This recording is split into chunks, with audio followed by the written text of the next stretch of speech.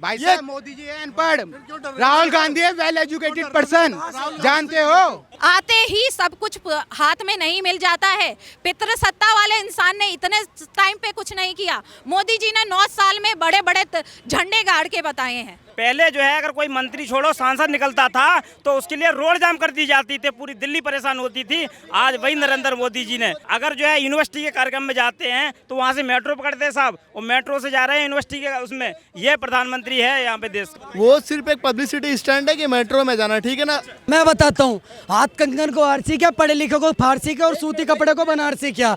मेरी बात सुनिए, आज भारत के यशस्वी प्रधानमंत्री नरेंद्र मोदी जी 140 करोड़ लोगों की आवाज़ बन करके अगर प्रधानमंत्री जी विदेश जाते हैं तो उनकी कूटनीति की तारीफ पूरा विश्व करता है। आप बताइए, इससे पहले 1984 में इंदिरा गांधी जी को अमेरिका के राष्ट्रपति ने मिलने का समय नहीं दिया था। आज वही अमेरिका है, 21 तोपों की सलामी दे रहा है। इंटरनेशनल लेवल तक ले जाना भारत को और अपना डंका बजवाना, आज तक मैंने नहीं देखा था कि कांग्रेस या आप तो अभी आई है लेकिन वो दिखा रही है। उन्होंने अपना चरित्र वैसे दिखा दिया है कि महंगे घर में रहना शायद उनके लिए ज़्यादा इम्पोर्टेंट है रादर देन कि वो देश की सुरक्षा के लिए कुछ करें, दिल्ली की सुरक्षा के लिए कुछ करें। अभी मोदी जी के लिए अगर बात हुई है तो मैंने अभी बस जाते हुए देखा, तो मैं आपको बताती हूँ, इलेक्ट्रॉनिक बस उन्होंने अभी चलवाई जो आप स्काई ब्लू कलर का देखते होंगे। उससे प्रदूषण का लेवल इतना कम हुआ है। दिल्ली के प्रदूषण की चर्चा तो दूर दूर तक है, तो उससे प्रदूषण का लेवल कम हुआ है। तो ऐसे अनगिनत कार्य मोदी जी ने किए हैं। सर्जिकल स्ट्राइक करवाया, उस पर भी कांग्रेस आके बोली कि ये सिर्फ फिल्मी ड्रामा है। अगर फिल्मी ड्रामा है तो उसका तथ्य आपको देना चाहिए ना। मोदी जी वो तथ्य आपको प्रस्तुत कर रहे हैं, आप भी कुछ तथ्य लाइए सामने जिससे मोदी जी झूठे साबित हो। एक होता है ना कि अगर कोई आदमी अच्छा कार्य कर रहा है और आप इतने लंबे समय से अपने सत्ता में पैर जमाए हुए, पितृ सत्ता जमा हुआ, उनका जमाया बैठा हुआ है, तो उनको लगता है अब ये गद्दी हमसे छिन कैसे रही है। जनता बुद्धू तो नहीं है कि ऑल ऑफ सडन आप अगर पितृ सत्ता आपकी चल रही थी, आप फॉल कैसे कर गए। जनता को भी तो कुछ चाहिए ना। जनता, अगर मोदी 2 बार वो प्राइम मिनिस्टर बन चुके हैं और भगवान की दुआ से वो दोबारा बनेंगे, तीसरे 2014 के चुनाव में भी वही जीतने वाले हैं, तो अगर आप एकदम से फॉल कर रहे हैं तो अपने अंदर की खामियां देखिए ना। अगर आपकी जनता की भलाई चाह रहे हैं, कांग्रेस जनता की भलाई चाह रहा है, हिंदू मुस्लिम नहीं कर रहा। मुझे आज तक कुछ भी मुस्लिम के फेवर में करते हुए नहीं दिखे हैं, छोटी छोटी चीज़ों का उनको बीच में जाके खड़े होने के अलावा। कांग्रेस कह रही है कि केवल ध्रुवीकरण की राजनीति कर रही है, जिस तरह से यूसीसी बिल लेके आ रही है, मुस्लिमों के खिलाफ ये कर रहे हैं केवल 2024 के चुनाव को देखते हुए, और कोई काम नहीं किया। देखिए, मैं फिर से यही कहूँगी कि उनको अब आत्मचिंतन की ज़्यादा ज़रूरत है कि अगर आप एकदम से सब जगह गिर रहे हैं, अगर आपको मुंह की खानी पड़ रही है, तो यही जनता है ना जो वोट दे रही है। मोदी जी खुद से तो सबके नाम का वोटर आईडी कार्ड लेके और वहाँ पे वोट देने नहीं जा रहे हैं। ज़रूर जनता ने आप में कुछ खामियां देखी हैं, जबकि आप पता नहीं कितने पुश्तों से किए जा रहे हैं एक कार्य। अगर जनता आपको देखती कि हाँ, किसी भी जमे जमाई चीज़ को ना हटाने में बहुत समय लगता है, अगर जनता आप में कमियां देख रही है तो ज़रूर आप में कुछ कमियां रही होंगी, उसके आत्मचिंतन कीजिए। बस आलू से सोना मत उगाइए। मोदी जी वो कार्य नहीं कर रहे हैं, आलू उगा कर जनता को खाने के लिए दे रहे हैं, सोना नहीं बना रहे उसका। अच्छा, कांग्रेस जिस तरह से अभी ये पटना में मीटिंग हुई महागठबंधन की, नीतीश कुमार ने उसको होस्ट की, अगुवाई करी, उसके बाद में वो कह रहे हैं कि हाँ, अब देश को ज़रूरत है बदलाव की, क्योंकि लोकतंत्र की हत्या हो रही है, प्रजातंत्र खतरे में पड़ चुका है, बदलाव की ज़रूरत है। राहुल गांधी अपने आप को ऊँट के ऊपर देखते हैं, हाँ मैं प्रधानमंत्री बनने काबिल हूँ। क्या लगता है नीतीश कुमार ने बिहार में कितना डेवलपमेंट किया है? मुझे लगता है बिहार से पलायन क्यों कर रहे हैं लोग। यहाँ पे आके बिहारियों की हालत क्या है, बिहारियों को कैसा ट्रीट किया जाता है। अगर यहाँ पे मैंने दिल्ली में जो पाया है, बिहारियों को एक गाली की तरफ से अगर आपने बिहारी शब्द का यूज़ कर लिया कि अरे चलना बिहारी, वो उसको एक गाली शब्द की तरह यूज़ किया जा रहा है। नीतीश कुमार का नाम आज से नहीं है। आपने क्या कर लिया है बिहार के डेवलपमेंट के लिए? अगर आप इतने पुख्ते इंसान हैं तो आप बिहार को उस लेवल पे तक लेके, सबसे ज़्यादा पढ़े लिखे लोग मुझे दिखता है कि बिहार में मिल जाते हैं। IAS ऑफिसर्स वहाँ से बनते हैं। पढ़ाई की तरफ बहुत फोकस हैं बिहार के लोग, रादर देन एंटरटेनमेंट या कुछ भी। अब चीज़ें आने लग गई हैं। अगर उस पढ़ाई का इस्तेमाल नहीं कर पा रही वहाँ की की सरकार वहाँ उस पढ़ाई को बिहार को डेवलप करने में नहीं लगा पा रही। वो इंसान वहाँ पे बैठ के गठबंधन करके और बता रहे हैं कि मोदी जी क्या कर रहे हैं। अभी आप आने वाले समय में देखिए तो मोदी जी कहाँ तक डेवलप करेंगे। आते ही सब कुछ हाथ में नहीं मिल जाता है। पितृ सत्ता वाले इंसान ने इतने टाइम पे कुछ नहीं किया। मोदी जी ने 9 साल में बड़े बड़े झंडे गाड़ के बताए हैं। देखिए मैं एक बात बताता हूँ, अभी आप कह रहे थे कि जो है अभी बिहार में जिस तरीके से जो ठग बंधन जो स्टार्ट हुआ था, ये ठग बंधन क्यों इकट्ठे हुए थे? क्या इन्होंने प्रधानमंत्री चेहरा तय किया क्या? ये जो है इस पे ये कहा गया है कि जिस तरीके से जैसा मुझे लगता है कि इन्होंने तय करेंगे, क्राइटेरिया तय करेंगे कि आपको जो है पेट्रोलियम मंत्रालय दिया जाएगा, जितना भ्रष्टाचार कर सकते हो करो। आपको जो है किस तरीके से मंत्रालय का बंटवारा होगा, प्रधानमंत्री ये जो है चिन्हित कर नहीं पाएंगे क्योंकि इनके पास चेहरा है नहीं। स्पष्ट बात और बताता हूँ, अभी आप कह रहे थे कि हिंदू मुस्लिम कर रहे हैं। ये हिंदू मुस्लिम भारतीय जनता पार्टी नहीं कर रही है। ये हिंदू मुस्लिम की अगर कोई बात करता है तो कांग्रेस पार्टी करती है। अगर मुस्लिम समाज के लिए किसी तरीके की योजना लेने का काम करेगी अगर भारतीय जनता पार्टी, तो इन्हें दर्द होगा। मुस्लिम बहनों के लिए 3 तलाक जो है कानून लेके आई भारतीय जनता पार्टी, तो आप उसका विरोध कर रहे हो। आप ये देखिएगा ना, आप जो है आज पढ़ा लिखा मुसलमान समाज जो है मोदी जी के नारे लगाता है, तब इनके पेट में दर्द होता है साहब। जो है ये भ्रमित करने का काम करते हैं, ये भ्रमित करने का ही, क्योंकि बहुत सारी योजनाएं मोदी जी ने, प्रधानमंत्री सम्मान निधि देने का काम किया, मोदी जी डेवलप करने का काम कर रहे हैं। आज जो है कि यहाँ पर जो है पढ़ा लिखा मुख्यमंत्री आज अपने घर को रेनोवेशन करने का काम कर रहा है। 52 करोड़ रुपये उसमें लगा दिए। भाई साहब ऐसा क्या है पर्दे के पीछे? 8-8 लाख रुपए के पर्दे, 25-25 लाख रुपए की कॉफी टेबल।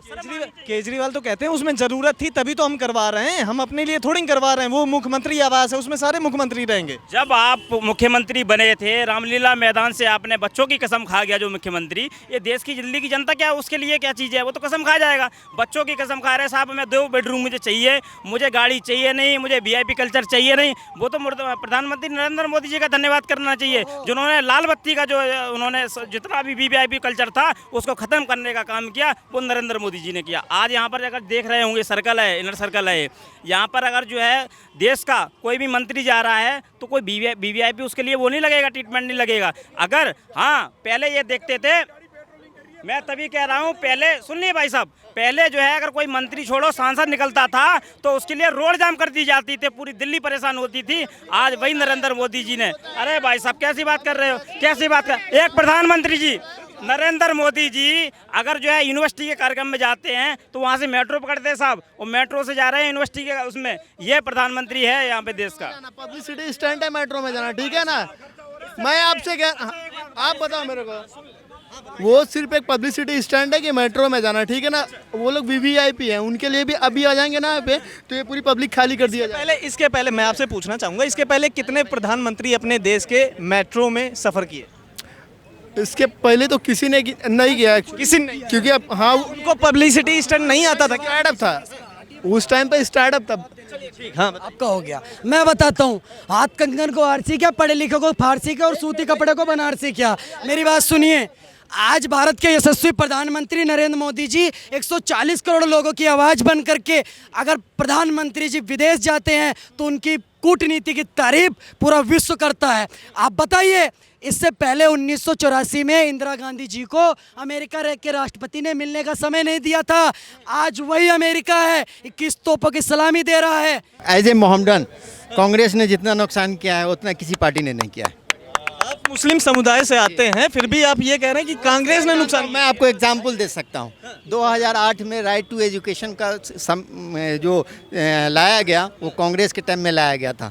क्या 8वीं क्लास तक बच्चे पढ़ेंगे, मतलब फेल नहीं होंगे, उनको राइट टू एजुकेशन का उनको अधिकार मिलेगा, वो पास करेंगे। तो कांग्रेस ने सारे DM को बोला गया पूरे मतलब भारत में कि कोई बच्चे फेल नहीं होने चाहिए। सारे बच्चे जब 8वीं तक ऐसे ही पास कर जाएंगे तो 12वीं में कहाँ जाएंगे अंदाज़ा लगा लीजिए। तो उन्होंने जो बर्बाद किया मुसलमानों को, वो लोग समझ रहे हैं, समझने वाले इस चीज़ को मान रहे हैं। नंबर 1। दूसरा हम 2013 में जब इसका सर्वे हुआ, सच्चर कमेटी मतलब आया रिपोर्ट, तो उस समय में हुआ कि मुसलमान का रेशियो जो है एजुकेशन पे कितना % है। एज ए मोहम्मडन बोल रहा हूँ मैं। तो उसमें ये हुआ कि आया कि भाई एजुकेशन मुसलमान का नौकरी में, शिक्षा में नहीं है, फिर भी इनका ग्रोथ बढ़ रहा है। तो ग्रोथ बढ़ रहा है तो उस ग्रोथ में देखा गया कुंज कि भाई इनके पास जो है पैसे जो है विदेशों से आते हैं, जो ड्राइवर खलासी या टायर पंचर लगाने वाले हों, ये काम करते हैं, उन कमा के एक मिनट जो कमा के वो भेजते हैं, तो उनके बच्चे यहाँ पढ़ रहे हैं, वो पढ़ रहे हैं उनके बच्चे। उन्होंने क्या किया कि कांग्रेस ने क्या किया कि 2013 में टाटा कंपनी को उन्होंने इमिग्रेशन के लिए ठप्पा लगाने के लिए, जो बाहर जाते थे अनपढ़ आदमी, उन्होंने टाटा कंपनी को दे दिया और कहा गया कि 10th क्लास से जो कम पढ़े लिखे हुए हैं वो विदेश नहीं जाएंगे। वो कांग्रेस की देन थी। डेली शाम ढलते 37 किलोमीटर रोड बन के तैयार हो जाते हैं, तो किसी को मिर्ची क्यों लगती है? अगर आज 64 लाख घर, कितने घर? 64 लाख घर प्रधानमंत्री आवास योजना के तहत बांटे जाते हैं, जिसमें 38% मुस्लिम लोगों को बांटे जाते हैं, मुस्लिम भाइयों बहनों को मिलते हैं, तो किसी को मिर्ची क्यों लगती है? मेरे जैसे 40 करोड़ युवाओं को प्रधानमंत्री मुद्रा लोन योजना के तहत अगर 15 लाख लोन मिल रहा है, तो किसी को मिर्ची क्यों लगती है? एक बात बताइए मेरे को, उज्ज्वला योजना के तहत बहन बेटियों को गैस सिलेंडर मिलता है, तो किसी को मिर्ची क्यों लगती है?